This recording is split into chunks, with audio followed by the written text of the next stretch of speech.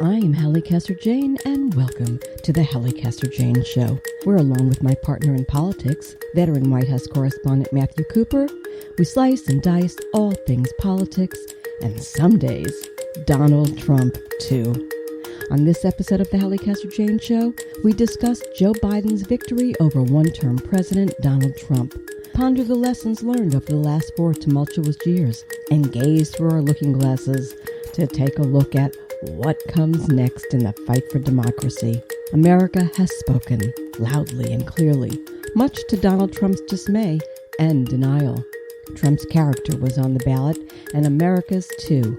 President-elect Joe Biden, Vice-President-elect Kamala Harris. They have a nice ring to them, don't they? And that's just where we begin.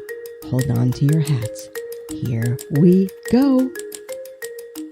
Welcome, my friends. It is November 9th, 2020, and we have a new President-elect, Joe Biden, and a Vice President-elect, Kamala Harris. We also have a sitting President, Donald Trump, who, as predicted, refuses to give up his throne and go gently into the good night. At the same time, we have reached yet another milestone. There are over 10 million cases of COVID-19 in the United States. More than 242,000 are dead. The virus is ravaging communities in most of America. But this morning, in a promising development, a press release from Pfizer early says that the vaccine being co-developed with Germany's BioNTech was found to be more than 90% effective in preventing COVID-19. That's the good news. That's the bad news. That's the news. We are in a new world, a post-Trump world. Well, sort of, Matt. Oh, my God. What are your first thoughts this morning after the election?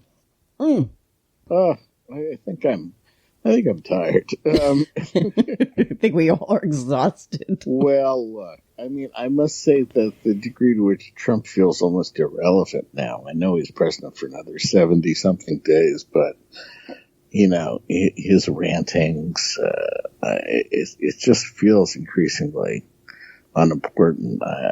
I recognize he's still the president and he can do a lot good and bad in the coming days, but, you know, it just increasingly feels, to me anyway, like, you know, that's something in the past. That's interesting. Yeah. You know why that's interesting? Because, and I agree with you on some levels of that, but what's really interesting here is just how quickly somebody can become irrelevant in the power game. You know? Yeah. Power is truly fleeting. Yeah, I think without Fox News, you know, which has moved on and acknowledges Biden as the president-elect, you know, that takes a fair amount out of it for him. I'm not saying his people aren't mad, but, you know, the fears of his people reacting violently, at least thus far, there hasn't been really any of that. I don't know. It just feels increasingly like something, you know, in shifted. The past. It's a shift. It's a shift. Yeah, it's a shift, and it's a good shift, and thank God for the shift. I think it's interesting. Let's go back to the beginning. Americans did step up to the plate. My God, they voted in droves. And they took down a sitting president, by the way, only 6 times, right? In the last 100 and so years that an incumbent president was beaten. Yeah, it doesn't happen a lot. Right. So, I mean, you know, that's interesting because then you have to ask, because we'll discuss what happened down ballot, but on the presidential level, it really was a referendum on Trump, wasn't it? Yeah, I mean, it was a pretty solid win. Looks like Biden will break 50%, which is pretty rare. And yeah, I mean, it was a solid win. He's going to flip a bunch of states back, pick up Georgia most likely. So yeah, I mean, it was a solid. I think it was a pretty solid win for Biden, and the system worked, right? Oh, well, so far. More or less. Yeah, I mean, more or less. We haven't. I'm saying so far because there's a little part of me that is still nervous. I think that's reasonable. That in the way that Trump works, he's so insidious we're all kind of laughing at what he's doing right now in terms of saying, this isn't illegal. I won. They're lying. Da da da da da. He's raising money like a madman. My God, my entire inbox is nothing but Rona, Romney, whatever the hell, or Daniels and Trump and the kids and everybody. We need money. I just read this morning. It was something like 60% CBS reported this morning of the money that they're raising to fight the good fight to save the election for Trump is going to pay off his personal debts, and his campaign debts. That's a pretty large amount of money, and these fools out there are going to continue to give it to him. But he is insidious, Matt, and he always seems to turn things. And he lost the election, but can he win the election? I mean, is there a party that goes, we've been here before and we think that we've got him beat, and then boom, he does something and he's not beat? Yeah, well, you never know, of course, but I think it's going to be tough for the courts to, get him over the top. It's not like Bush v. Gore where there's a controversy in one state. He'd have to somehow overturn multiple states. I don't see that happening. I'm not saying the court isn't mendacious and wouldn't have helped him if he got close, but he didn't get close enough for them to really put him over the top. So I think this is all going to happen, but I agree with your nervousness. You never know till it's over. Exactly. Was it a Trump loss or a Biden win? Both. I think Trump did himself in a lot of ways. I think he was too, the handling of COVID was bad, but, his complete descent into, madness of just rambling about Hunter Biden and how unfair everyone is to him for the last 3 weeks did not help. I think there are some issues he could have used to greater effect against Biden, but Biden really ran a good race, and the qualities that he was pilloried for early in the Democratic primaries, being too old, too moderate, too bipartisan, I think all worked to his advantage in the end. The night that he accepted the nomination, the win, I have to say that I first of all, I don't know about you, I cried. I sobbed when they announced he won. And folks, you need to know that Matt was dressing me down or just telling me to calm down, because the day before the election, I wasn't so sure this was going to end the way we wanted it to. And my good friend Matt said, calm down, Halli, like he always does. I was right. I was worried about Florida, and I was right to be worried about Florida. I was worried big time about Florida, and he lost big time in Florida, Biden. But I did. I found myself, first of all, the next day, was that yesterday? I'm lost on days here. I felt like the weight of the world had come off my shoulders, and everybody who I talked to in the last 48, 72 hours has said the same thing. Like they had no idea they were under the kind of stress level they were under, and then suddenly their bodies just went, a sigh. Did you feel that? Yeah, I think that's right. I think there was a big set of relief, and I think, look, the Saturday night acceptance was kind of pitch perfect. I think Biden was kind of at his reassuring best, and she was very good. It was quite an event. I mean, I don't think it could have come off any better. And it was unusual. And let me tell you why. Biden, first of all, never looked better. It was like Agree. That was bizarre. I mean, it was like the man did like a Dorian Gray and was like 30 years younger. Right. That was fascinating to see. But he also spoke in a way that I've never heard him speak. There was just, it was unbelievable how, terrific his words were, and little stuttering and yada, yada, yada. And with such heart. We'd forgotten heart, right, Matt? We'd forgotten heart from a president. Totally forgotten heart. Absolutely. And there. No, I think you got it exactly right. Yeah. It was really quite, and I could cry right now. And I'll tell you why. Because this guy had so much crap in life thrown at him, and he never said no. He never buckled under the weight of it. I mean, if we're going to tell an American story, he is the American story. We'll talk about Kamala in a second, but he too is an American story, the kid from Scranton, who got to Congress so young, who endured all sorts of personal crap and this, that. And here he is. He's the president of the United States. Oh my God. I mean, who's the great director from Hollywood in the 40s? The great writer-director? Capra. Capra couldn't have written this better. He could not have. It's that kind of beautiful. And then, of course, there's Kamala. And another story. First generation Indian, Jamaican descent, woman, appearing up there in her white suit, for suffragette. Suffrage white. Yeah. You just, talk about her, because I think we need to give her moment too. I mean, wow. Yeah, well, look, I think she gave a great talk, but I think also, I think it's one thing to say, oh, she'll be the first African-American vice president, she'll be the first woman vice president, be the first Indian vice president, sort of theoretically during the campaign. But then when you realize it's actually happened, I think as with Obama in 2008, it's a very sort of, surreal almost.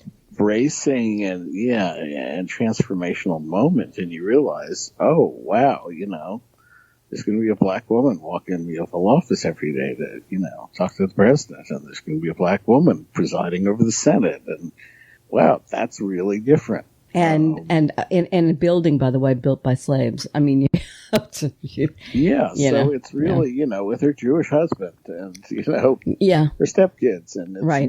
And by the way, and her white Jewish husband, and I only want to say that not to get into trouble, except to say, right. No, it's a very different country than, one that was, 53 years ago criminalizing intermarriage in many states. So, yeah, I absolutely agree. Yeah. I think it was a big moment, and I know you were, critical of her a fair amount during the campaign, and as was I at times. And but I think she carried the evening very well. She did, and it'll be interesting because she's still. I'm going to say this, and let's put it in the context of what we're talking about here. She's still small in the light of Biden on a political level, not on as a woman, not as a smart woman, not as a black woman, not as a Jamaican. You know what I'm saying? She's still small in terms of stature politically. I mean, she only got to Congress this is one term ago, right? Despite what she wasn't in the state of California. So I'm going to look to see, because there still is that girlish quality to her that I was commenting on, and I want to see how she takes on the mantle. Yeah, well, I think that's going to be interesting to see how he deploys her. Right. And, all vice presidencies are different, and it'll be interesting to see how she fills the role, but also what they kind of choose her for. Spiro Agnew was an attack dog for Nixon, and, Biden was a partner in everything, and it'll be interesting to see. But, right. And particularly because she's the first woman in that role. It'll be doubly interesting to see. But, I kept my mind raced ahead to the first time she goes to India, as she surely will. Oh, for sure. And that'll be a moment. What a scene that'll be. That'll be an incredible moment. I'm going to digress for a second because I'm going to say something I told you before we started recording today, guys, that I had a couple of things on my mind that, might get me in trouble. But I need to say this. We have yet to have a Jewish president. There are less Jews in this country, for sure, but they have always been very powerful in all sorts of roles. Now, they've been in cabinets, and there are Jews in the cabinet as we speak. But there's never been a Jewish president. We almost had Bernie, if you want to call him Jewish, but we still don't have one. And I just want to roll that out there because in my mind, there is still a great deal, and we've certainly learned it through Trump's presidency, of anti-Semitism in this country. We're free to talk about, people being anti-black and people of color and Muslim, but we are not always free to talk about the anti-Semitism that is beneath the surface. And I think we need to put that on the table as part of the conversation, particularly now when anti-Semitism is on the rise. Not just worldwide, but in this country. Just thought I'd throw that out. So maybe the husband can do something about that and give Jews a different kind of name. Well, I hear what you're saying. I mean, it's worth remembering that the Gore-Lieberman ticket got a substantial majority of the votes in 2000. Yeah. I don't think the country's averse to electing a Jewish president. I don't know. And I don't know if those small... I don't think that in any way hindered the Gore ticket. I don't know. We don't know. We don't know, but we know it won a majority. Right. So that's not insignificant. Yeah. By the way, speaking of... I was going to digress again. I was going to bring up Al Gore. I tend to believe in America as long as the candidate exhibits faith. I think that's enough. Now, Muslims, I think, are a separate case, given there is a lot of anti-Muslim sentiment. But I think for a Jew and a Christian, it doesn't matter. And by the way, we just got our second Catholic president. It took 60 years, but the entire Supreme Court is Catholic right now, so I don't know what that means. Yeah, Jewish and Catholic, but yes. How many members of the court right now are Catholic? Oh my God! I mean, more. Right. Seven. Yeah, seven. It's pretty. So. But I hear your point. I got your point. Yeah. So I just wanted to bring that up because let's even out the playing field for everybody if we're going down that role. And I'm not in for identity politics all the time, but I certainly think it needs to be put into place there. I want to bring this up, though, about this business that Trump is trying to do with not conceding and raising money. There is this Georgia thing happening, and maybe we're jumping ahead a little bit, but I think it's worth talking about in context because it's going to affect what Biden's able to do as president. Now, for those of you who don't know, there's a runoff in Georgia for 2 Senate seats. And it's going to be like the race of the century. What I forget the date, is early January, I think, is the vote. Stacey Abrams of Georgia fame, who brought Georgia into possibly turning blue, I just got an email from her. They've already raised $6 million, and here we go. This is going to be huge, and I don't think anything is going to be solved or fixed or finished or signed on the dotted line until that Georgia vote goes through. Because without it, we've got Biden in the White House as a placeholder because he'll never get past the Senate on any legislation with Mitch McConnell holding the cards in the Senate. I think that this, going back to Trump raising money, Matt, to help fund his campaign debt and playing this, will it have an effect on what happens in Georgia? That he keeps himself alive, so to speak. That could hurt them too, the Republicans. I don't know. The Georgia race is into next year, so it feels like an eternity away in terms of what Trump's effect might be on it. I agree with you that Biden's powers are obviously greatly diminished if he doesn't have Democratic control of the Senate, and I think he's unlikely to get it since it seems to require winning both of those Georgia seats, and that's a tough lift. But look, the Trump effect of not conceding, I think he's going to seem increasingly laughable unless he gets some traction on the courts. And for the time being, he's got none. Well, let's talk about the Republican Party in those terms. It's been fascinating to watch how the Republicans have played this whole thing. Romney got himself booked on all the shows on Sunday. Right. I find him pathetic. He doesn't know how to not parse a sentence. It's the most bizarre thing I've ever seen. He absolutely cannot make a definitive statement about anything, Matt. He just plays both sides in every sentence. Imagine living with that. That would drive me crazy. You have a point of view, buddy? But he came out swinging. I think the first person to come out swinging in Trump's favor was what's her name from South Carolina, Nikki Haley. She was the first to voice anything.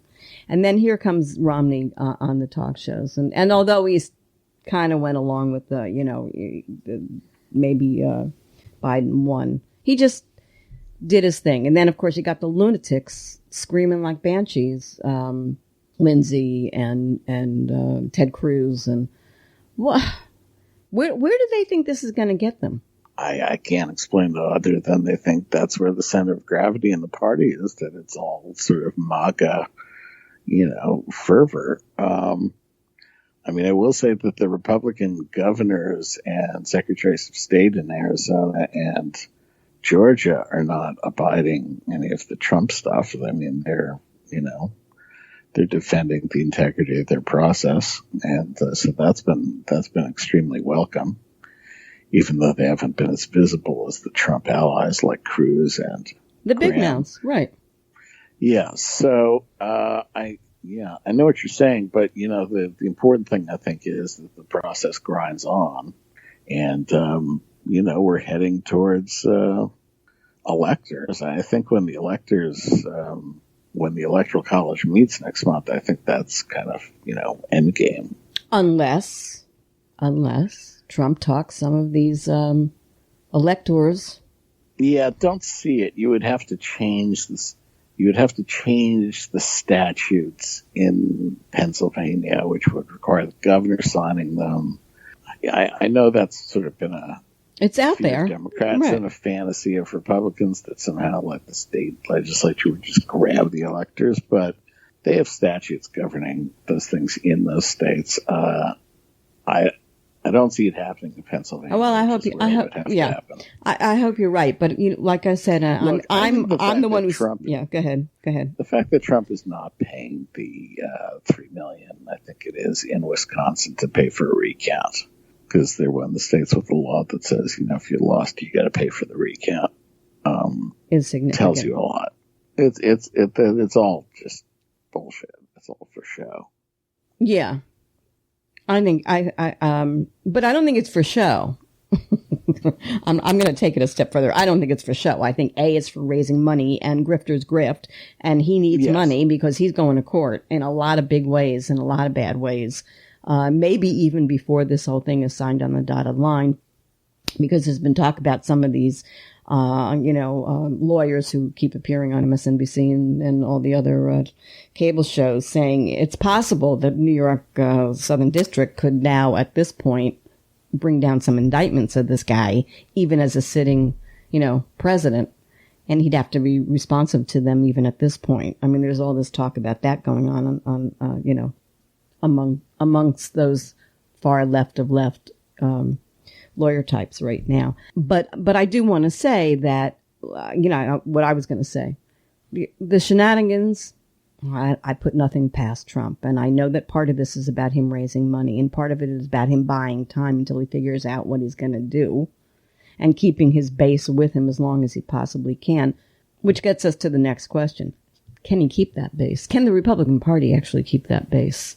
Without a Trump, and I think Trump will be off to Mar-a-Lago, down the road from me, sooner rather than later, by the way. I think he'll be there for Thanksgiving. He'll probably stay there through the election, through the inauguration. Can they keep that group together? Now, they're pissed as hell right now. And you're seeing them make all sorts of noise. Not as pissed as I think Trump wanted them to be, by the way, because they didn't take out the guns. But they are ticked off. Do you think he can hold on to them? Or do you think they morph into going back in the woods? I think his command is pretty strong. I think I think that's part of why, he got the energy among them that wasn't there in 2018. It wasn't just because it was a presidential year. I think he has a particular fervor driving up their support. So, yeah, I think he'll remain a galvanizing figure for the, conservative dispossessed into next year, as long as he wants that role. I think it's his. Or Ken Biden, essentially one of them, take them away. Well, my guess is one hopes, but I think it probably winds up being more like, spring 2009 when the Tea Party forms, and there's just, crazy outrage before the president really enacts anything. I think Trump will be relegated to the history books sooner than Trump thinks, for a lot of different reasons. But I do worry about that Southern District of New York, by the way, because how they play this is how long they can keep Trump and Trump's legacy and Trump's people angry alive. Right. That's it. They're walking a fine line there, too. Yeah, they want to put him behind bars, and I don't blame him if he doesn't pardon himself for all his bad deeds. But that's something to think about. Rudy Giuliani also, let's have a little light fare here for just a second, because Rudy Giuliani really, what did he do? Porn shop, strip mall? Well, it was the fitting comical end of all this. Oh, jeez. And the fact that their whole strategy relied on winning in the courts, and they had no legal team and strategy ready to go, while Biden had 10,000 lawyer army in standby. I mean, it ends in front of a dildo shop, you know. I mean, just with Rudy ranting because it was too perfect and too comical. And here's what's even more comical, which is breaking when we were going to tape. Listen, do you know that guy who's their big key witness is a convicted sex offender? Nice. Yeah, we all make mistakes. I mean, you know, it really is symbolic of the, you know, this thing got so out of hand and Trump got such control, but it really was the Mickey Mouse Brigade. I'm sorry. I mean, really, if you think about it, I mean, he had luck on his side 1,000 times because they just shot themselves in the foot every step of the way. No, absolutely. Yeah, I mean, people are going to look back at it and go, why did we even take this seriously at the time? I mean, oh my God, except there was a reason, but it was just, you know, it was partly because of the way it was covered more than it was about what he'd accomplished. I wanted to also just backtrack to two things because I had to put these out there. They're on my list and they're hysterical and it's out of context, but hey, ride with me on this. Church bells pealed in France for Biden. That just blew me away. And there's a beautiful shot, I'm going to put it up on the website or on my Twitter feed, of two people kissing like VE Day 1945. And they happen to be two black people in celebration of Biden's win. Because it really did feel like a little bit like VE Day. And sure. And I just wanted to have that out there. And the other, that's nice. I'll take a look. Yeah, it's really quite it's quite lovely, and it's juxtaposed to the VE Day famous photo.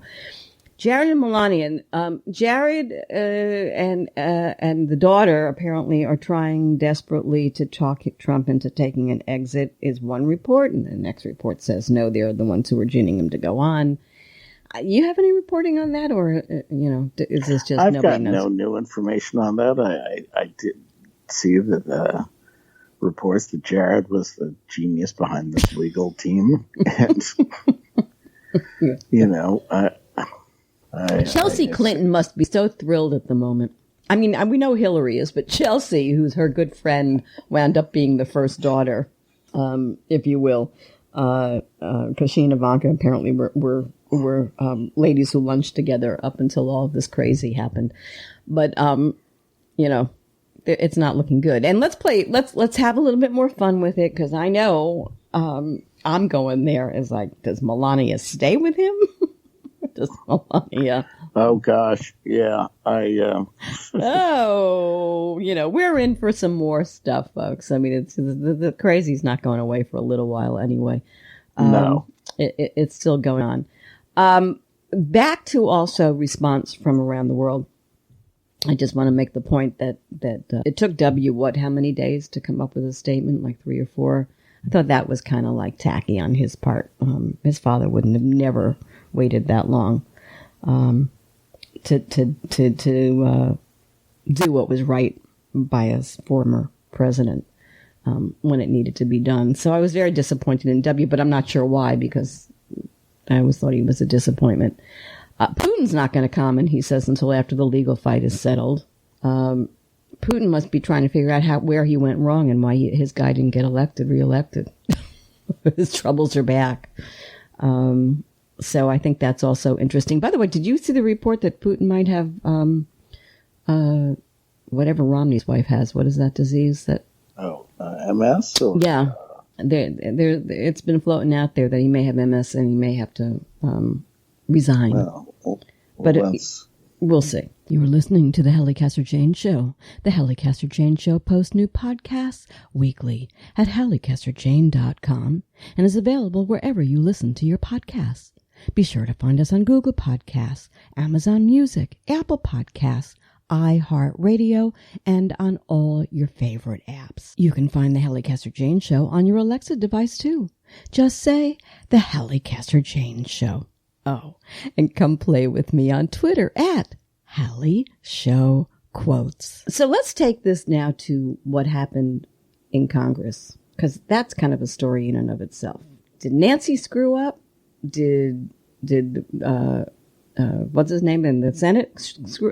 They lost seats in the House. Now, granted, in 2016, they got like an enormous amount of seats. So it was just whatever. But that didn't go well for the Dems. Your thoughts? No, it did not go well. Well, yeah, I think it was unfortunate. Clearly, the heart of a lot of it was in South Florida, where they badly underestimated their support among Hispanics in that part of the state, and you could. We'll talk about that in a minute. Yeah. So I mean, I think a pretty big blow for Pelosi and Schumer too. Well, that's why I said I couldn't think of Schumer's name. Yeah, sorry. No, that's all right. But yeah, I Darrell Issa got voted back in. Oh my God. What the hell's that about? I mean, so crazy time, but we do need to talk about this because Anna Shalala.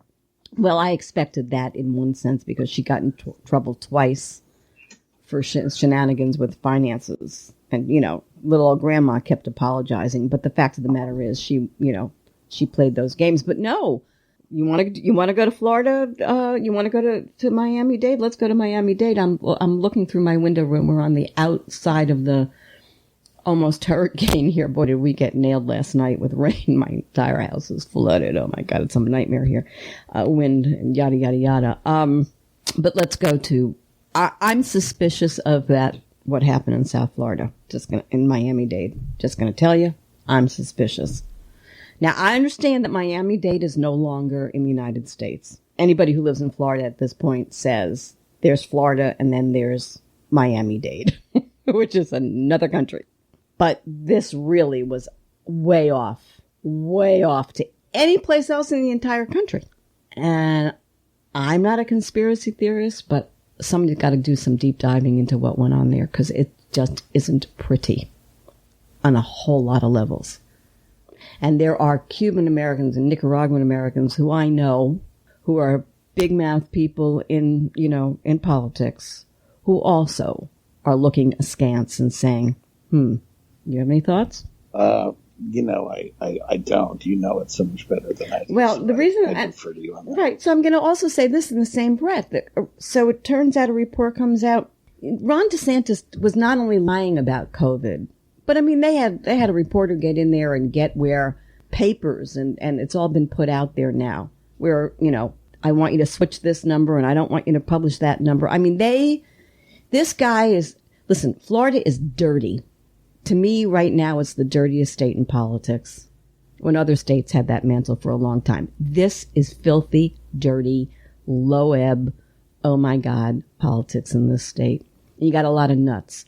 And what you really have in Florida, Matt, is this. There is literally zero Democratic infrastructure in this state.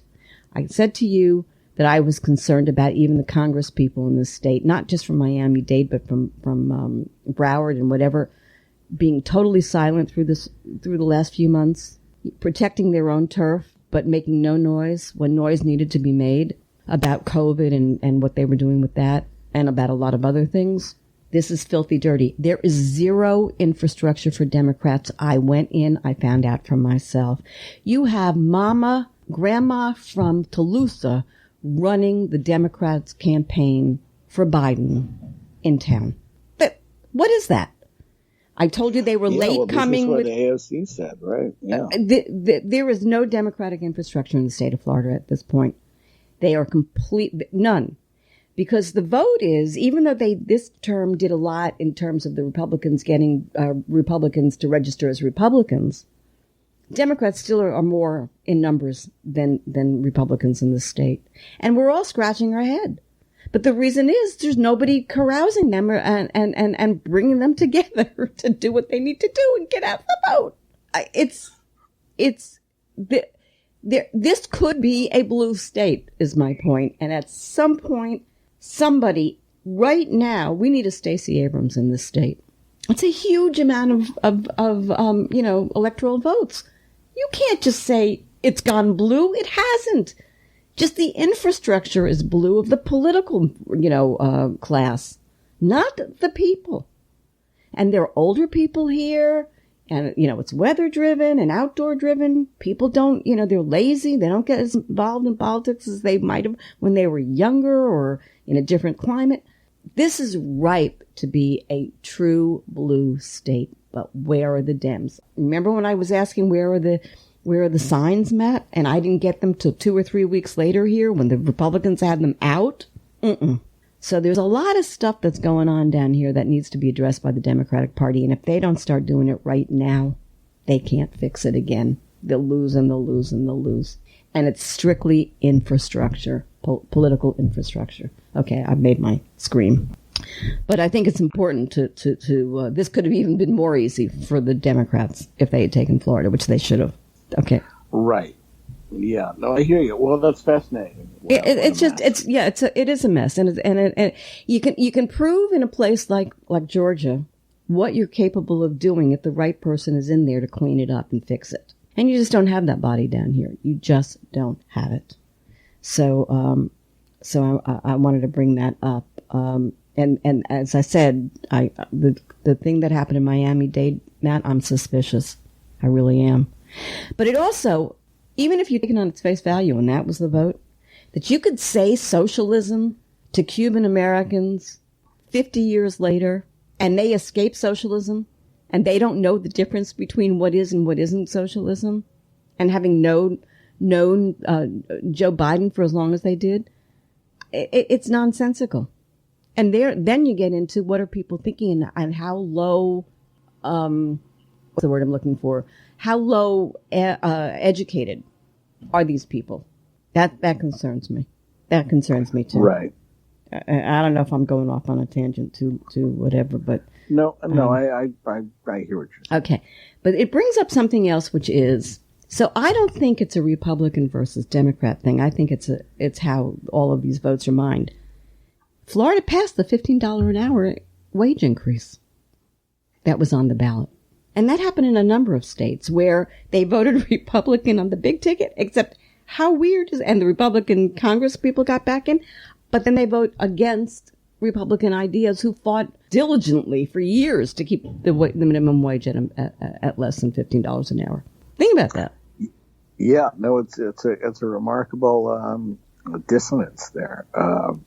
And I think we said that in a few places with regard to minimum wage and drugs and some other things. A complicated electorate. Well, I don't think it's... Can I say something as we absolutely head towards the finish here? Go ahead. What? You said, can I say something? What do you want to say? Oh, yeah, I just said as we head towards the finish here. No, we're not. You are great. What? You are a great partner. You have been wise, passionate, interesting, great throughout this election, which feels like it's gone on for 200 years. It has. So I just want to say that. I just want a little shout out to you, our host. Gosh, I don't know. You weren't so tough to work with. I'm a pain in the ass. You are a pain in the ass. But I love you anyway. But you're smart as hell pain in the ass. You are one smart cookie. But anyway, you're the best, and I think it's been fascinating, and for me, but also for your listeners on the other days, of course. You don't think you're going to get away with never coming back here, do you? I was just thanking you at the end of a big season. Seems like a good time to do it. Okay, just so you know, you're not getting away with ever not coming back. I know you're in for life. Yeah, when you're here, you're here. But let's go on because there's still so much I want to get to, and I want to talk about this thing, because I brought it up, I think 2 weeks ago, about this realignment of the parties, Matt. And I do think something is shifting here. And I know that we could get into the key groups. The youth voted for this, for the Democrats, how many votes Trump got on uneducated white men, all that kind of jazz. That, I agree, that's all there. Black women, thank God, saved the Democratic Party. Okay, that's fine. But there is, on ideology, kind of a weird thing going on here. And that's why I brought up that $15 an hour minimum wage, or that you brought up the marijuana. I don't know that the parties have so much power ideologically as they used to, so much as at this point, maybe because of the internet, cable TV, it truly is the leader, quote unquote, who makes what people want. Trump changing some of the ideas that were so once the bellwether for if you were a Republican or not. Do you see that kind of thing where it's not so, the parties themselves in terms of them trying to hold on to their core issues? I don't see that those core issues are quite as important as they used to be. Curious what your thoughts are. Well, you're raising good questions. I don't know. You're asking the right question. I don't have a good answer for you. We're in a volatile period here. But I do think it's important, because I think that if that alignment is going on, realignment is going on, what we may see in the next few years, and specifically through Biden's presidency, a possibility to fix this. Because if it was party alignment that made the trouble on these, push button issues, what do they call them? I see that maybe the parties can lose some power, which I think they need to lose, by the way. And so, all right, let me take you to this then, because I hear your brain kind of going, we're ahead of ourselves here a little bit, but let's do this. So in the Democratic Party, you've got this fight between the left and the right going on. AOC came out swinging against Nancy and the crew, which she did the last time. She'll always do that thing, and then she gets shut down. I am very concerned that they're going to blow their opportunity here, the Democrats, if they let that left wing get control of things, because people obviously showed us that they do not want that radical left wing agenda any more than they want that radical right wing agenda. Can Nancy curtail them? Can she maintain her job as the speaker? Where are you on that? Well, I think she'll keep her job. Can she keep them quiet? Probably not. What can they do? I don't know. I think the first battle will be over appointments. I think Biden is going to do a lot to make sure that, Bernie types have visible positions. And I think my guess is he'll be pretty strategic about it. He's going to put them in positions where they serve his interests instead of the other way around. So you might have a very, Green New Deal-ish type person, that energy. But he'll silence them. Right. He'll keep them quiet. Right. But he's not going to give them something where they're going to cause more trouble for him. I mean, he's handled them very well so far. I agree. It's going to get harder now. And now they're going to want they think they got him elected. I don't think that's true, but they think they got him elected. It's kind of interesting. They got him elected by being quiet. That doesn't bode well. Not voting for Susan Sarandon, But what I'm saying, if you got him elected because you didn't make a lot of noise about what you truly believe, right, exactly. then you guys need to understand that we all know that the country's not ready for it. They want a prize for not having tantrum. Exactly. Right. Look at where I so differ with the left of the Democratic Party is obviously on foreign policy. I just think they're off the friggin' wall on foreign policy. But they're not wrong that we need to do something about climate. No.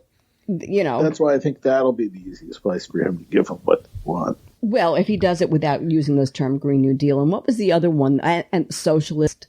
They were just, the Black Lives Matter thing. What was the line? Defund the police. Jesus Christ. Yeah, he's not. He hasn't said it, and he won't say that. But yeah, I know what you mean. You got to be really careful with these folks. He's shown a good way to handle them thus far, but it's going to get harder, not easier. Right. And but who's going to rein him in? That's the key. Who's going to rein him in? Because I'm not sure who's going to rein him in. You think Biden is strong enough to rein them in, to keep them quiet? Well, they're not going to be, mute, and they're not going to be totally subservient. I think the question is whether they can, how much of a tantrum they have, and, can you keep them kind of helping you go forward? I think he's adept enough that he can pull this off. That there's enough areas where he agrees with him that he can give them stuff that they're not going to, They're not going to take advantage of him and try and screw him. I don't know. You're asking exactly the right question. Yeah, it's crazy. Let's go to the polls. My God, Matt, they were wrong. What are your thoughts? Yeah. Well, I love all these, the professional prognosticators who, qualify everything so much that they always wind up saying in the end that they were right. They say, well, I always allowed that there was a 0.247 chance of this happening in Georgia. And I always said it might be, well, yes, because they qualify everything so much. They claim victory no matter how wrong they are. I mean, I think, there was an underestimation of Trump's overall strength. It was not the total blowout that you would have been led to believe had you read all the coverage going into this. Yeah, I mean, and you wonder why. I mean, I think the big. And I fell for it again too. I must say, I feel like an idiot. Each time I'm like. Well, no. Yeah, no. I was more suspicious than you were, but I think that's because I'm very suspicious of all. Well, and you're that. On the ground. I'm up here in blue land. Right. Yeah. No. I mean, I just. My gut is so. That's the only thing that I have, because brains, but I got a good gut. The brain's not so great, but the gut's good. But lesson learned. Finally, they got to stop this. They really do. They got to figure out a way to either make it work or shut up, because it's affecting the elections, and that's what's wrong about it. Because I think people who don't go to the polls because they got it in the bag. It's it's dangerous stuff. I also want to talk about social media, because boy, oh boy, at the end, didn't Twitter come through and say we're not putting up with this crap? Yeah, they were pretty tough. Last week I think taking Bannon out, and they took me too. By the way, did I tell you that? They took you were kicked off? I don't know why. I have no clue. I didn't have time to go figure out that. But yeah, I got suspended, and I know why. A tweet where I said something about, I think it was a bot that picked it up, but my other account's still good, but still crazy stuff. I know. Cause I'm so goofy. But anyway, they did do that. They did finally have a come to Jesus moment, Twitter, and say we're not going to put up with this anymore. The same way that the networks, not Fox, although we'll talk about them in a second, but the networks did the same thing, Matt. The network said, no, we are not going to put him lying on there, and we're cutting him off, and they cut him off. Yeah, I think people have kind of, the lefties complain that there's a lot of both siderism going on, that, the news media can't always equivocate, but I think that's changed in a substantial way. No, I think they definitely. When the New York Times uses the word lie in the headline. Yeah, that's pretty. That's pretty. We're in a different place. Yeah. So I think that's a good thing. Fox fascinates me. Absolutely fascinates me. Well, yeah. I mean, it's party at night, business in the day. But the thing about it is remember I told you a couple of weeks ago where I was watching and the reporter was giving reporting from the ground and giving legit reportage, and then they were getting graft from whoever was sitting behind the desk. It happened again this weekend numerous times. I saw one Harris, whatever her face is, she got nailed by the reporter because she was trying to drag him down some road, and I saw it 3 or 4 times over the thing. I don't know what their business model is going to be. I don't know whether Trump, what happens, but they are still there, and this fight is going on between the reporters and the. Yeah, although you got Laura Ingraham trying to walk him out the door. Yeah, I thought that was. Listen, she's one scary lady. She is about Laura Ingraham. Yeah, I think you got. If you had to rank them, you'd say Hannity is full on. He's full in the bunker with the Fuhrer, saying, "Don't ignore the Red Army and Alexander Platz. It's going to be fine. We're going to win." And then, with Tucker at the next level, and then Laura, and then the not normal, but the regular reportage team at Fox. So what do they have when they don't have Trump? Tucker run for president? I don't know. They were very wealthy before Trump. I think they'll be fine. But what I mean is, but these people don't care about money as much as they care about notoriety and fame and power and having voices listen to them. I really wonder what happens. The only one who seems to have taken that into consideration out of the three that you just mentioned was Ingraham. She seems to be Judge Janine was thrown off the air last weekend. They threw her off the air because she kept telling them falsehoods, and Fox pulled her last Saturday. Yeah, well, she's a barrel of laughs, that one. I have it on authority. She's more than a barrel of laughs. She's a barrel of wine. And that's the rumor. Yeah, I don't have that on rumor. I have that on fact. Okay, well, I can only go by my source, and my source was on the show, being very clear. Okay. In any event, I don't know. Interesting road ahead for Fox. Yeah, and then we get into as long as you go on the car radio, it's conservative radio. I think that Trump's great role in life would be for him to be the next Rush Limbaugh. Yeah, well, I think he'd be at it. Yeah, I mean, Limbaugh doesn't have long, God rest his soul, or bless his soul, but I think that would be a Trump thing, because he would love that. That's like tweeting 24/7. But as long as that radio is there and there's no correlation between what's on Pacifica and all these right-wing owned channels, and the Dems don't have it, we're always up against something that's a little terrifying and scary, to say the least. All right, we have to get into something that's unpleasant, and that's COVID. I don't know what's going on in Washington with COVID, but down here we go again. We had almost 7,000 cases yesterday, and that's what's being reported. Remember when I told you I can tell when there's an uptick in COVID because the ambulances are going off? Oh, my God, everywhere.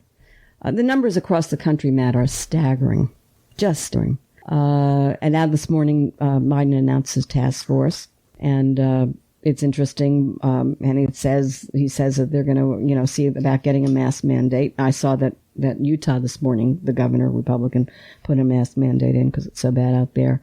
Then Pfizer comes up with their 90% effective. Trump tries to take ownership of that one, by the way. I don't know if anybody knows this. I want to get this on the air. Mr. Pence and Nikki Haley took to Twitter as soon as Pfizer came out and said that to give Trump credit for the vaccine, that it was all about Operation Warp Speed. Pfizer's CEO, Albert Bourla, he did not take the money from Trump because he wanted, and I'm quoting, wanted to liberate Pfizer scientists from any bureaucracy. And when you get money from someone, that always comes with strings. We said no. Interesting. Well, that's, that is interesting. Well, that won't stop him from trying to take credit, but that's a pretty strong quote. And that's a strong statement. Yeah. A strong statement. So the thing is this, and this is what I want to talk to you about, because this comes days after the election and too late to save Trump, if you will. But I don't know what it does to Biden over the fact that they see this as a possibility, and Biden doesn't get, inaugurated until the 20th. So, where and people are dying in droves, Matt. How does this affect the election? How does this affect our politics at this point? Well, I don't know. I think it's likely to be a very dark winter, and even development of a vaccine is going to be a long time before you can get it out to everyone. I don't know.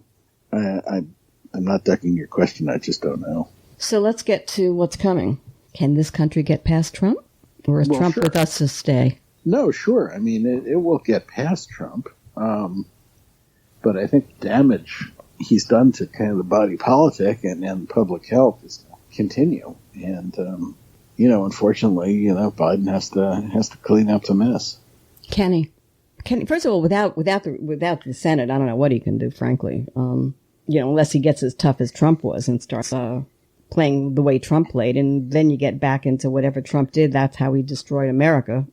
Why we got him out of there. It's a round circle of ick right now, I think. Well, we're going to find out what he can do with executive authority and whether this is in some ways a blessing in disguise because he doesn't have to, try to do all the left things he'd be under huge pressure to do. I mean, I don't know. I could see where he's going to be able to be okay through this, or I can also see where he's just going to look impotent and, Mitch McConnell. Yeah, well, Mitch is going to screw him, no question. They're gonna screw him on everything as often as they can. But I'll tell you the worst part about it is we have to go back to listening to what Susan Collins is concerned about. She's on my neck. Now she's back to being the most powerful person in Washington. That she got reelected is unfriggin' believable. Well, and the Senate on the razor's edge. Now she's like, she's going to get courted by the White House every day and by Mitch. I tell you we're what. We're back to this Michigas. Right. I mean, everything changes and everything stays the same. I guess that's the lesson of all of this. You know what I'm saying? Yeah, totally. I mean, oi. All right. So question. Ready? I'm ready. Lesson of the Trump years. After all of this, Matt, and all of this yakking you and I have done, and all of this that we've seen and we've taken in, and we've tried to help you all out there who we love so much, your wonderful audience, see through.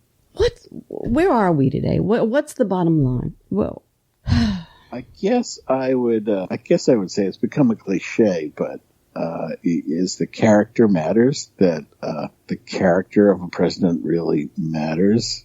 I think I rejected that argument during the Clinton years when the right wingers were making it, because I didn't think Clinton had done anything that bad. But now I think you really see that if you have a president who has like a character problem or personality disorder or whatever the clinical diagnosis is, that there's really Nixon's paranoia or what have you. It's really bad that the commander-in-chief can't be an unstable,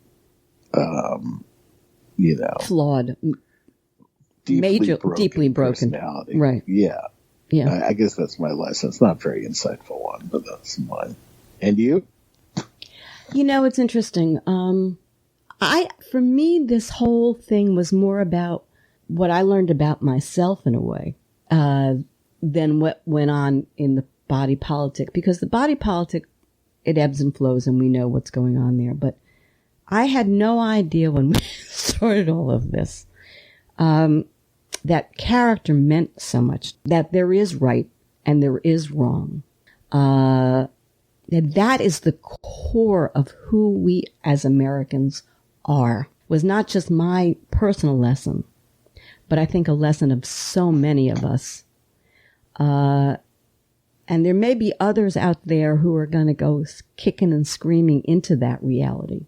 But maybe when they see a Joe Biden, who we haven't had in a while, not just a man of character, but a man of heart, a seasoned man, who doesn't have anything to gain or lose at this point. He may have 4 years in this office, and so he can do what's best for the country. So kind of an FDR Papa figure, taking us back to where we need to go. I come down to the same thing that you did. But as I said, for me, it was more personal in terms of I never knew that I had that side of me who was so entrenched in right and wrong. I mean, I stopped my whole life for the last 4 years, if not 8. if not 16, because, since Obama. It all boils down to that. We have to be a nation of right versus wrong and know the difference, and that never the twain shall meet, or we got nothing. So I guess we kind of wound up in the same place, didn't we? I think so. I think we did. A moment of harmony. There you go. Who would have thunk it? Matt, I thank you so much for all of this. I know you're a very busy man. You're very kind to have me week after week after week. It's incredibly generous of you, and look forward to discussing the Biden years with you. We will move on forward, folks. Thanks for sticking with us through all of this. Thanks for voting, and well, I'll see you next week. Anyway, we'll see what happens next. I think this isn't over till January, but we'll have that conversation off air. Yeah, we're going to see. We're going to see. Thank you, Matt. Thank you for tuning in to the Halli Casser-Jayne Show, a production of RESEC LLC. The Halli Casser-Jayne Show posts new podcasts Wednesdays, 3 p.m. Eastern, and is available at hallicasserjayne.com and on all your favorite apps. Be sure to visit us on Apple Podcasts, Spotify, Google Podcasts, and follow me on Twitter at The Halli CJ Show. Until next time, this is Halli Casser-Jayne.